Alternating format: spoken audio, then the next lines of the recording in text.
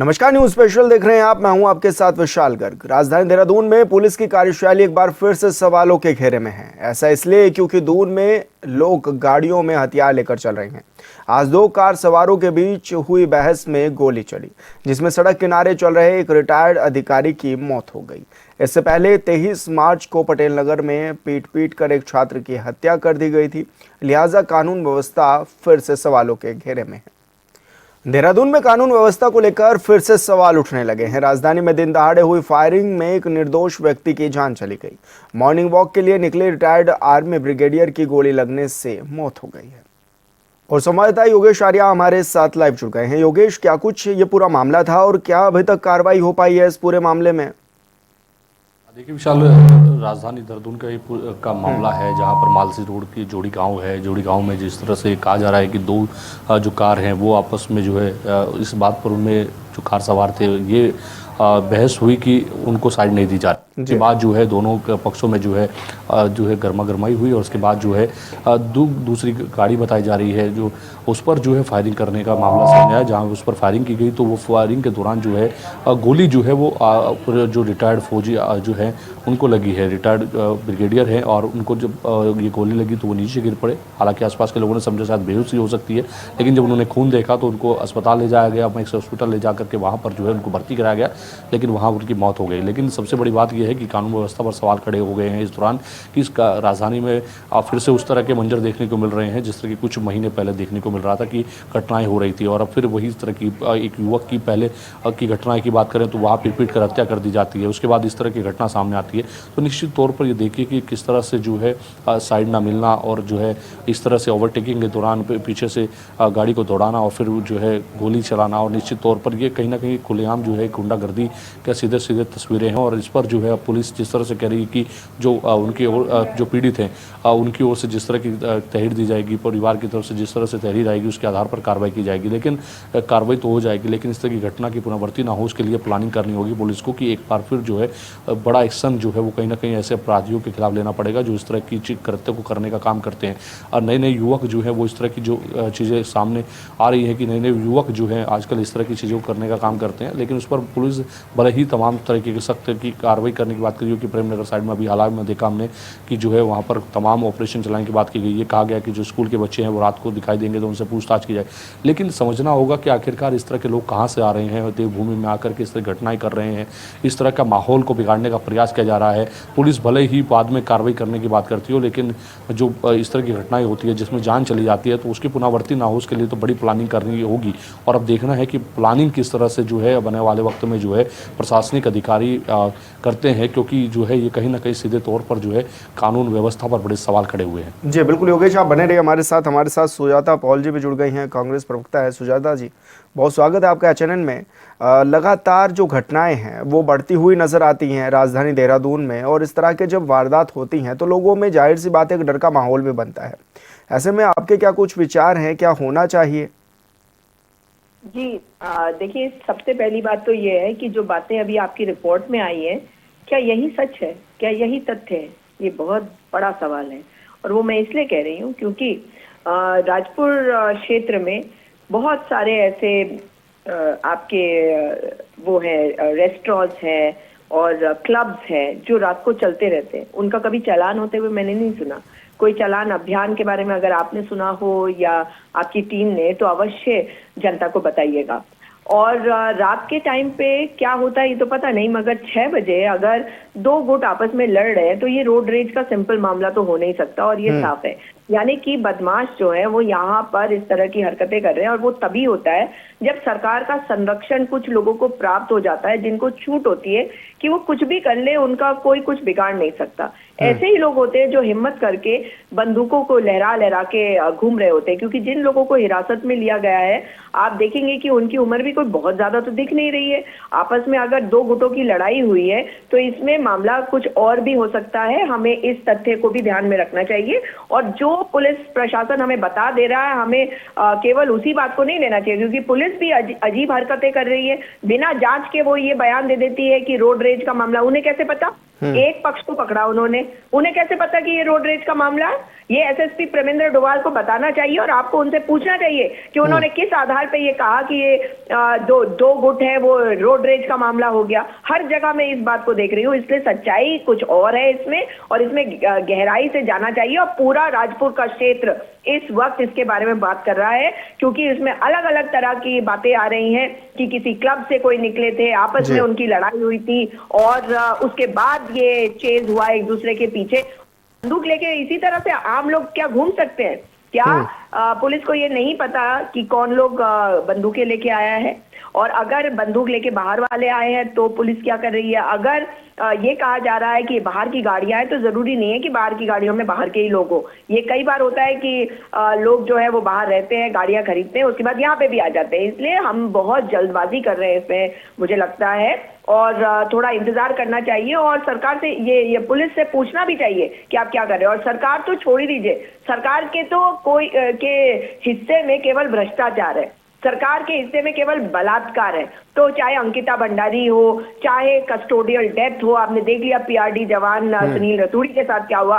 तो यहाँ पर तो कुछ भी नहीं बदला। इन्होंने एसएसपी बदल दिया और उस एसएसपी को भेज दिया एसटीएफ, वो वहीं देहरादून में बैठ के देख रहा है मामले, और दूसरे एसएसपी को ले आए हरिद्वार से, वो कोई चीज को संभाल नहीं पा रहे। वरना मुझे बता दीजिए, एक कस्टोडियल डेथ होती है एक दिन, उसके बाद उसके 2 दिन के बाद ये घटना हो जाती है।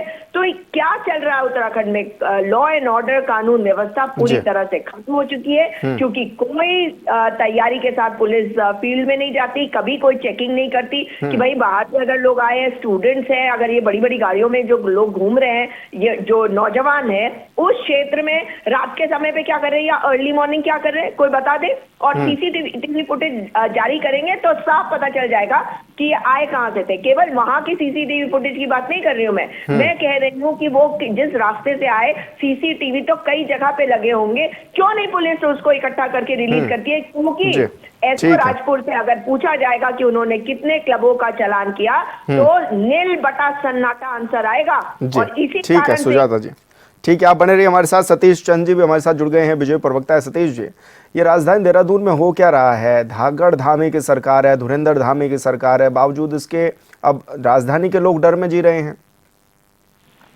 देखिए विशाल भाई, सबसे पहले तो मैं ये बोलना चाहूंगा, ये बहुत ही दुर्भाग्यपूर्ण घटना है। इस घटना में दिवंगत हुए पूर्व सैन्य अधिकारी की दिव्य आत्मा को प्रभु अपने श्री चरणों में स्थान प्रदान करे और उनके परिजनों को इस असीम दुख को सहन करने की क्षमता प्रदान करे।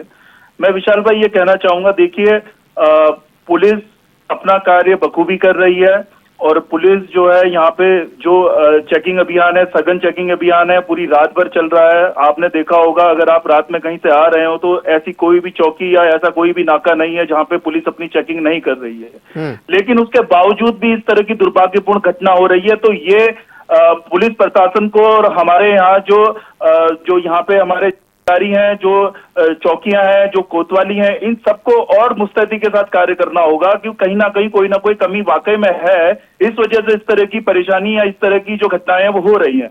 लेकिन मैं इसके साथ ये कहना चाहता हूं कि हमारी पुलिस तत्परता के साथ कार्य करती है। आपने देखा होगा, जब ये घटना हुई तो मौके पे जिले के जो वरिष्ठ पुलिस अधिकारी हैं वो मौके पे मौजूद थे। वो सारे के सारे उतनी अर्ली मॉर्निंग वहां पहुंच चुके थे और उन लोगों ने इस चीज का जायजा लिया और जो जांच के लिए आवश्यक प्रक्रिया थी उसको जारी रखने के लिए निर्देश दिए। मैं कहना चाहता हूं कि अभी हमारे पुलिस के जो वरिष्ठ एसएसपी, जो वरिष्ठ पुलिस अधीक्षक हैं देहरादून के, आपने उनका बाइट दिखाई तो उसमें उन्होंने स्पष्टता के साथ बोला कि हमारे पास सारे नाम है, सारी जांचें हम लोग अभी कर रहे हैं, प्रारंभिक जांच अभी चल रही है, और निश्चित तौर पे शीघ्र ही वो जो इस पे जो फीडबैक है, जो ये घटना हुई है सुबह, उस पे जो भी चीजें आएंगी सबके सामने वो रखने वाले हैं। और मैं कहना चाहता हूं कि हमारी पुलिस जो है पूर्णतः मुस्तैदी के साथ कार्य कर रही है। इसके साथ भी अगर ये घटनाएं हो रही हैं तो उसके बाद भी हमारी पुलिस को कुछ ना कुछ कड़े कदम उठाने पड़ेंगे और उठाने होंगे। और जी बिल्कुल सतीश जी, आप बने रहिए हमारे साथ। और यहाँ वक्त हो चला एक छोटे से ब्रेक का, तो जल्द होंगे हाजिर। ब्रेक के बाद स्वागत है आपका। तो उत्तराखंड की राजधानी देहरादून में दिन दहाड़े फायरिंग होती है और गोली लगने से रिटायर्ड आर्मी ब्रिगेडियर की मौत हो जाती है। अब लोगों में डर का माहौल भी है और ज़्यादा जानकारी लेते हैं। हमारे साथ कल्पना सेमवाल जी भी जुड़ गए हैं, यूकेडी प्रवक्ता हैं। कल्पना जी, बहुत स्वागत है आपका एचएनएन में। कल्पना जी, जिस तरह से राजधानी देहरादून में ये वारदातें हो रही हैं, अब आम लोगों में भी डर है, किस रूप में देख रहे हैं आप, क्या कहेंगे? सड़कों पर से जो खूनी खेल खेला गया है उसने देवभूमि की कानून व्यवस्था की धज्जियां उड़ा दी है। ये सिर्फ दो गाड़ियों की टक्कर या रोड रेस का मामला नहीं है, बल्कि यह नशा, हथियार और जो बेलगाम जो क्लब लाइफ चल रही है उसका नतीजा है। ये एक ब्रिगेडियर जो कि मॉर्निंग वॉक के लिए निकलता है वो जो है फायरिंग का शिकार हो जाता है। सबसे बड़ी बात तो ये है कि ऐसे कैसे जो है लोग जो है गन लेके घूम रहे हैं राजधानी में, और ये लोग जो है सुबह सुबह ऐसा कैसे हो सकता है कि सुबह सुबह रोड रेस के चक्कर में गोलियां चल जाए। हथियार बच्चों के पास कहाँ से आ रहे हैं? तो हमारी जो देहरादून पुलिस है, प्रशासन है, वो क्या कर रहा है? जो राजधानी के क्लब हैं या पब्स हैं, ये असल में अपराध के सर अड्डे बन चुके हैं। रात भर यहाँ नशा परोसा जाता है, नियमों की धज्जियां उड़ाई जाती हैं, और सुबह वही लोग जो है सड़कों पर हथियार लहराते हुए नजर आते हैं। तो जो पेट्रोलिंग है वो क्या कर रहे हैं? राजधानी के बीचों बीच गाड़ियों में अवैध शराब, जो हथियार लेकर जो घूमने वाले अपराधी हैं, असल में पुलिस का खौफ ही खत्म हो गया है। और जो है देहरादून जो सिटी जो स्मार्ट सिटी बनने का दावा तो किया जा रहा है, लेकिन इसका मतलब ये है कि यहाँ पे गन कल्चर और ड्रग माफिया को बढ़ावा मिल रहा है। और जो नाइट क्लब्स हैं इसमें जो है छोटे छोटे बच्चे नशों के शिकार हो रहे हैं और सुबह आके वो इस तरह की हरकतें कर रहे हैं। तो इसमें पुलिस और प्रशासन की बहुत बड़ी लापरवाही है, बहुत बड़ा फेलियर है ये, और इसको सही करने की जरूरत है। ये उत्तराखंड की शांत वादियां हैं और यहाँ से बाहर के आकर लोग जो है क्लबों में अय्याशियां कर रहे हैं और जो है इस तरह की हरकतों को अंजाम दे रहे हैं। देहरादून में पहले आपने कभी सुना था कि दिन दहाड़े फायरिंग होती है? आप इससे 2-3 महीने में देख लीजिए, कभी जो है मॉल के बाहर फायरिंग हो जाती है, कभी रोड्स में हो रही है। तो ये पुलिस और प्रशासन और उत्तराखंड सरकार क्या कर रही है, ये समझने की बात है। जी ठीक है। सुजाता जी, मेरा सवाल आप ही से है कि आखिर क्या करने की ज़रूरत है, और क्योंकि लगातार ये मामले तो दिनों दिन बढ़ ही रहे हैं। एक व्यक्ति जो बाहर से आकर इस तरह का टेरर फैला देता है, ऊपर से जो राजधानी में लोग रह रहे हैं वो डर के साए में जीने को मजबूर हैं, उनके लिए क्या कुछ होने की ज़रूरत है? बढ़ गई हो, लेकिन देहरादून अभी भी छोटा ही है। और देहरादून में खबरें जो हैं कम से कम पुराने लोगों के पास तो जल्द आ जाती है, इसलिए ये कहानी कुछ और है। इसको जो दिखाया जा रहा है, जो बताया जा रहा है, और सरकार के प्रवक्ता इस वक्त पुलिस के प्रवक्ता बन के बैठे हुए हैं, यानी कि संरक्षण ये एसएसपी का तब तक करेंगे, पुलिस वालों का एसओ राजपुर का तब तक करेंगे जब तक कि और हत्याएं ना हो जाए। और अगर ऐसा ना होता तो वो कहते हैं कि हमारी सरकार देखेगी कि इसमें कहाँ पे त्रुटि रही है, किससे गलती हुई है, उसके खिलाफ कार्रवाई करी जाएगी। क्योंकि हमारे यहाँ भी जेनजी है ना, लेकिन जेनजी तो बहुत सारे होते हैं। कोई जेनजी क्लब होता है, कोई जेनजी रेस्टोरेंट होता है, हमारे तो कुछ भी खुल जाता है। ये इतना बड़ा मैं आपको एक हिंट दे रही हूँ कि अगर भाजपा के प्रवक्ता को जरा भी शर्म है तो इसके बाद से पुलिस की तरफदारी करना बंद करेंगे और अपनी सरकार को कहेंगे कि पूछे एसओ राजपुर से कि कितने क्लब है राजपुर क्षेत्र में जिनका चालान किया गया है कि रात को वहां पर गाना बजाना होता है, झगड़े होते हैं और रात भर वहां तमाशा होता है। क्योंकि ये केवल और केवल दो गाड़ियों का आपस का रोड रेज नहीं है, नहीं है, नहीं है।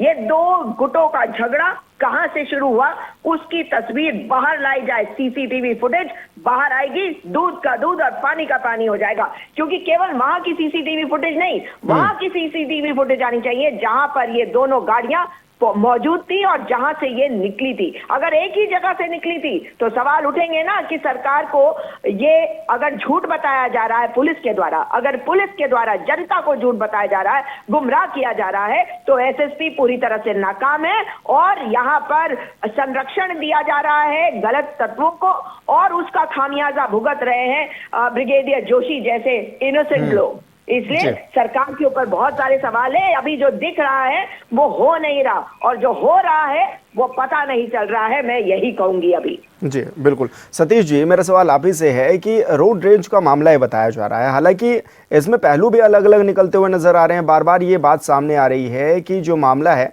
वो क्लब से शुरू हुआ था, तो ऐसा कौन से क्लब हैं जो 6-6 बजे तक खुल रहे हैं सुबह? देखिए विशाल भाई, सबसे पहले मैं कहना चाहता हूं कि कांग्रेस के लोगों ने सुनना बिल्कुल बंद कर दिया है। मैंने अपने पहले वाले जो वक्तव्य था, मैंने उसमें यही बोला कि पुलिस प्रशासन की कहीं पे कोई कमी होगी तो उसको और सुधारने की जरूरत है, उसको और सुधारना पड़ेगा।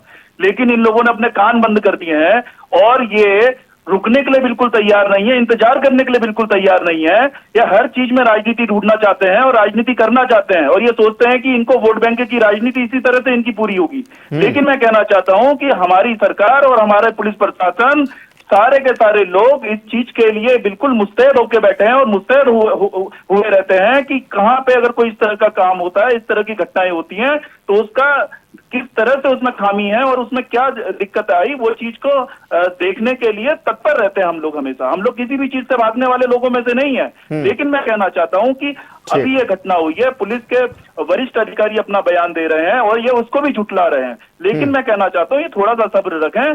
घटना को हुए अभी 12 घंटे नहीं हुए, आपको एक्शन होते हुए भी दिखेगा और आपको उस पर क्या हमारी पुलिस काम कर रही है उसमें और क्या हमारी प्रशासन उस पर एक्शन ले रहा है, वो सब चीजें दिखाई देंगी। आपको इस पे हम राजनीति करने का मौका नहीं देंगे, लेकिन किसी व्यक्ति की अगर जान गई है, आप उसके साथ राजनीतिक खिलवाड़ मत करिए। मैं ये कहना चाहता हूं, ये एक सेंसिटिव, एक संवेदनशील मुद्दा है। इस पे हमारी सरकार भी देख रही है, पुलिस प्रशासन भी देख रहा है, वो अपनी ड्यूटी कर रहे हैं, उनको ड्यूटी करने दीजिए। लेकिन आप बिना किसी निष्कर्ष के, बिना किसी जांच के आए, आप अगर इतनी सारी चीजें अगर थोपने लग जाएंगे सरकार पर और पुलिस पे, तो अपना कार्य नहीं कर पाएंगे। ठीक है सतीश जी, इसमें अपना सहयोग दीजिए। ठीक है सतीश जी। कल्पना जी, आप ही के पास आऊंगा कि किस तरह से अब इस चीज को होना चाहिए कि यहाँ के जो लोग हैं उनमें डर का माहौल कम रहे। सर, डर का माहौल कम करने के लिए तो पुलिस को ही काम करना चाहिए और लग नहीं रहा है कि डर का माहौल कम होगा। क्योंकि अभी हमारे बीजेपी के प्रवक्ता बता रहे हैं कि वोट बैंक की राजनीति, तो जो सिर्फ थाने में बैठने से डर कम नहीं होगा।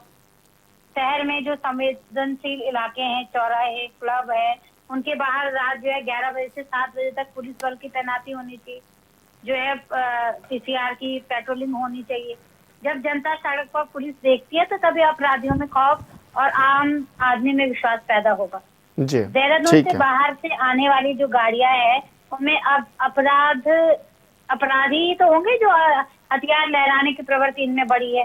सरकार को तुरंत अवैध हथियार मुक्ति का अभियान चलाना चाहिए। संदिग्ध जो गाड़ियां हैं उनको रैंडम चेकिंग होनी चाहिए। बिना लाइसेंस या अवैध जो हथियार मिलने पर जमानत न मिलने के कड़े प्रावधान करने की जरूरत है। और जो ये नाइट लाइफ है, इसमें एक जो है कम से कम जो है 11-12 बजे इनको बंद हो जाना चाहिए। उसके बाद इस तरह की चीजें नहीं चलनी चाहिए। ठीक है और फास्ट ट्रैक न्यायिक जैसी व्यवस्थाएं होने की आवश्यकता है। ठीक है कल्पना जी, बहुत शुक्रिया आपका। सतीश जी, आपका बहुत शुक्रिया। सुजाता जी, आप भी हमारे साथ जुड़े, बहुत शुक्रिया। योगेश, आपने भी जानकारी दी, बहुत शुक्रिया आपका। न्यूज स्पेशल में मेरे साथ इतना ही। आप देखते रहिए HNN 24/7। नमस्कार।